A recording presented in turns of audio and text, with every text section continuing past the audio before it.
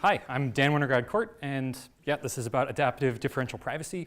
It's work that I did with Andreas Heberlein, Benjamin Pierce, and Aaron Roth. So let's start with an example. Why do we care about differential privacy? Why do we care about this at all? So say you're a medical researcher, you're a doctor, you have some patients, and maybe they have some disease you'd like to know. So what you want to do is find out if you can predict their disease based on the symptoms they have. So you find a hospital down the road, and it's got a huge database of patient records. Each record has, hundreds of variables in it, things about their previous medical history, their age, sex, medications they're on, et cetera. And included in there is whether the patient has the disease. So you've got this great idea. You're going to make a predictor based on that. You're going to do some sort of machine learning thing. You're going to train on this database. And when you have this predictor, you'll be able to plug in your patient's health information and find out what the likelihood is they have this disease. So this seems great, but you can't access the database because the hospital says, no, I'm not giving you my database. There's all sorts of privacy concerns. So it would be great if you could just press a privacy button and magically everything is better and you get all the data you need, but that doesn't exist. So there are other options people have tried.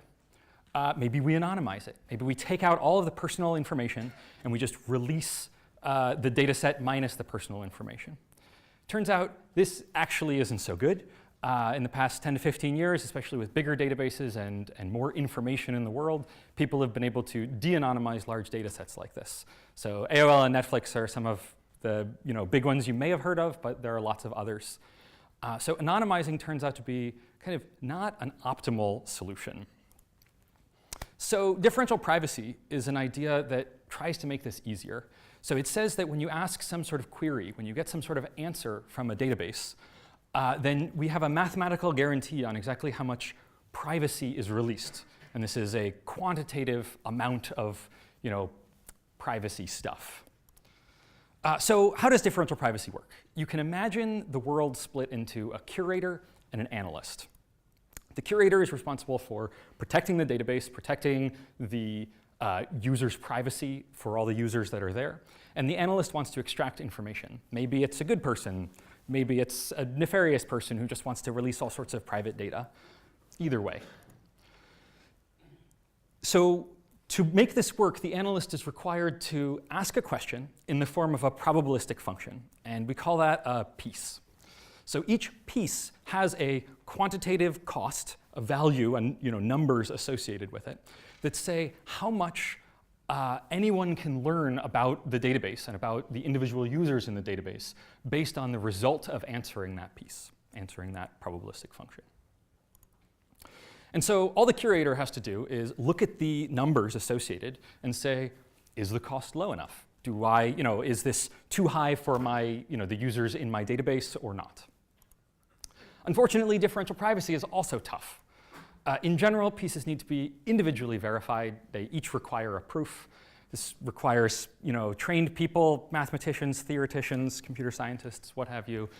And it's not always clear that if you have two pieces, you can, necessarily just, change a little bit of one and then it'll kind of work in the other or something. Oftentimes, you have to kind of do a whole new proof.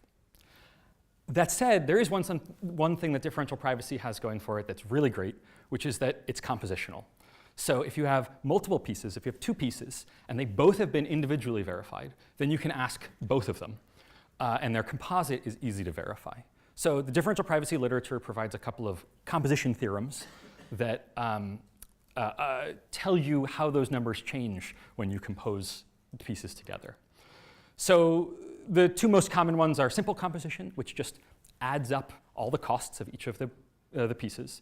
And then there's also an advanced composition, which can actually do way better. The growth in those numbers is much smaller, but it does require knowing all of what the analyst is going to do up front. So how would this work? Well, a natural interaction is that the analyst is going to propose some pieces, and the curator is going to maybe answer them, maybe not. And so what the curator does is says, oh, I'll answer your piece, sure, and then when you ask another one, I will calculate this composite piece based on what you've asked so far, and if that's still within my budget, then I can answer that. And this leads to a great language-level design solution. If the language can support some basic pieces and a composition theorem, then differential privacy can be just kind of a core element of the language. Any program you run can then be made guaranteed to have limits on its differential privacy cost. OK, so let's return to our example. You might have figured it out by now. The doctor, you, is the analyst, and the hospital is the curator. So you say, great, I'm going to use gradient descent. It's a common iterative machine learning algorithm that creates a linear function of patient features to predict whether the patient has this disease. And there's a pre-built one for differential privacy, so a private gradient descent. The problem is that the cost of running that piece is proportional to how many features each person has in the database. So I mentioned there are hundreds of features in here, and that's great, but it also means that this is going to be really expensive. So you're clever, you think it through, and you say, let's do feature selection first, which is another kind of common technique that basically says, we'll do a few cheap pieces, a few cheap questions of the database to figure out which are the most valuable features, and then just do the gradient descent on those. So that's great. When you compose these together, you do a few cheap things followed by a much smaller gradient descent, and in total, you'll get much better performance. Well, in terms of privacy cost. OK, so we figured out what we want to do. Let's choose a language. There are lots of differential privacy languages out there already. Here are a few. Fuzz, defuzz, pink. There's also featherweight pink, Aravat, Certipriv. There's lots of them. The list goes on. And they all follow a similar pattern. They provide guarantees about the pieces they have that you can run. So Fuzz and Certipriv are, they provide a static way to look at the cost of a whole program, treat the whole program as one piece. Aravat has this way of dynamically limiting what the range of your results are so that no matter what you ask, you always fit within a certain privacy cost. And Pink and the languages like that will dynamically track, they dynamically track the costs of a sequence of pieces. So they work very much like a composition theorem, and you can't really write your own pieces. They're built in. So maybe we can use one of these. But remember, we're clever. We want to get the best performance out of this we can. So we'd really like to use an advanced composition theorem, right? I mentioned that earlier. You get much better privacy cost performance out of it. But all of these use simple composition. And why is that? Well, I mentioned this earlier, but advanced composition requires you to know everything up front. And you don't always want to do that. You have programs that are adaptive. So what is adaptivity? What does that mean? Well, complex programs demand interaction between the analyst and the curator, right? The analyst wants to say, hey, here's a question, and based on the result, I'm going to modify what I do later. And in fact, that's exactly what we're doing with feature selection, followed by gradient descent. We're saying, I want to know what features to use, and then I'm going to use those to inform what kind of gradient descent I'm going to do, how many features I'm going to run it on. And advanced composition doesn't allow this. So all the other languages just kind of punted on this and said, great, simple composition it is. However, very recently, some people came up with, Rogers et al. Came up with this idea of privacy filters, which essentially bridges a gap between the simple composition and advanced composition. You can get a lot more gain than simple composition, although not quite as much as advanced because there's some bad constant factors. And there's no need to declare pieces up front. So that's where we come in. So we've done a few things. We created a novel semantic presentation of adaptive differential privacy, because most of the literature focuses not on adaptive versions, but just on differential privacy itself. And we did this in the world of typed functional programming, using streams to model interaction. We create a new language, adaptive fuzz, which gives the static guarantees of fuzz on a per piece level, but also gives you the dynamic budget tracking of something like pink at a compositional level. And we demonstrate adaptive fuzz on real-world data and algorithms. So our paper shows feature selection and gradient descent on very large databases and how they perform.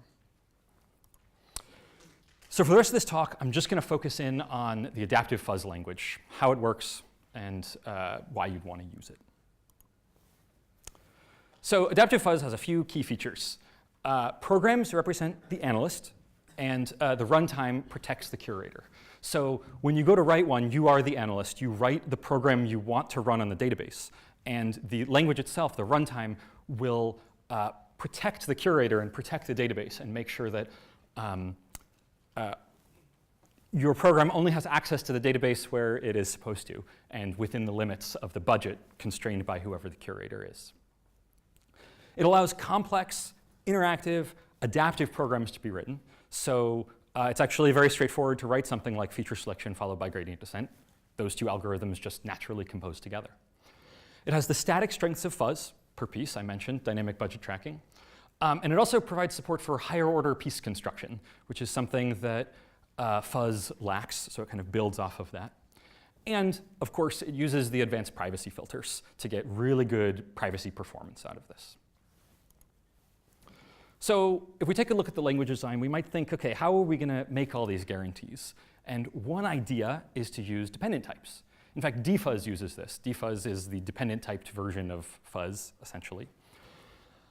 So if we think about it, what would the type of our example program be? Well, without getting into real specifics of what the types look like, it's going to be something like the privacy cost is dependent on whatever feature selection returns.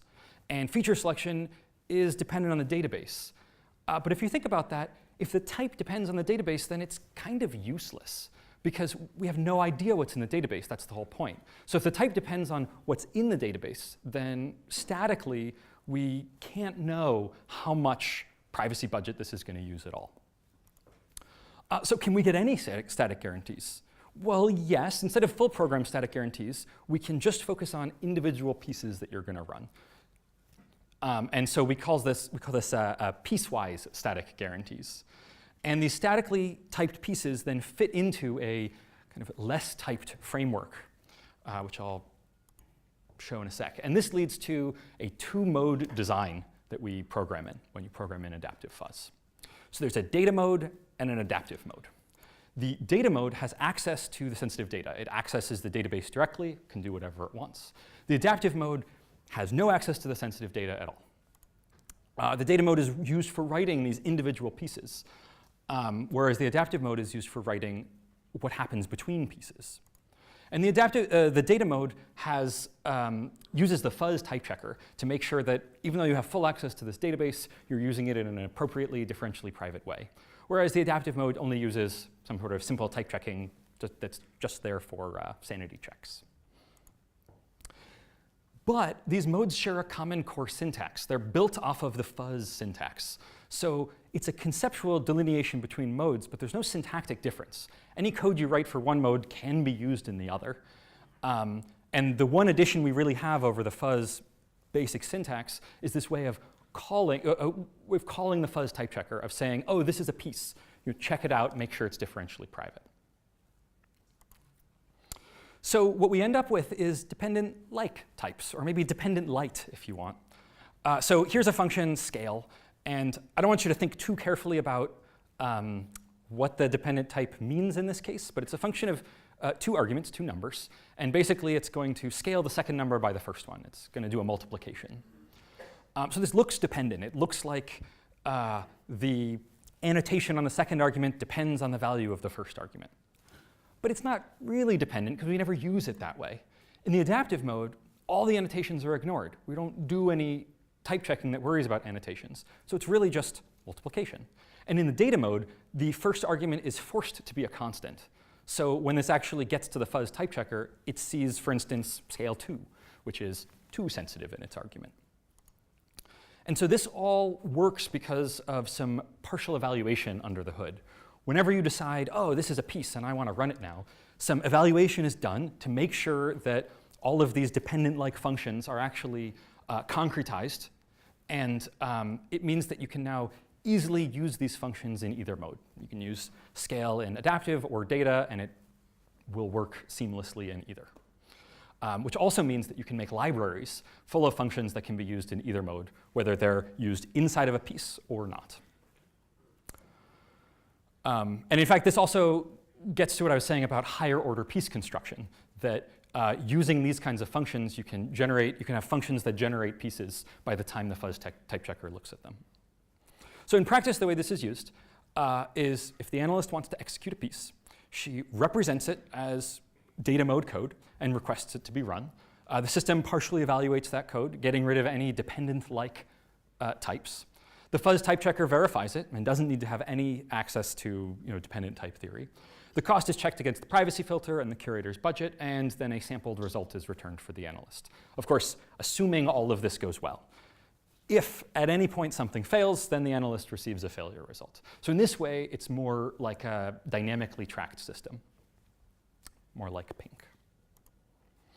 So what do we get? Well, here's a graph that's a little hard to read. It's explained much better in the paper where I would have more time. I actually might have a little bit of time to try and explain it. So what we've done here is we've run gradient descent for varying values of how much privacy cost we want to use.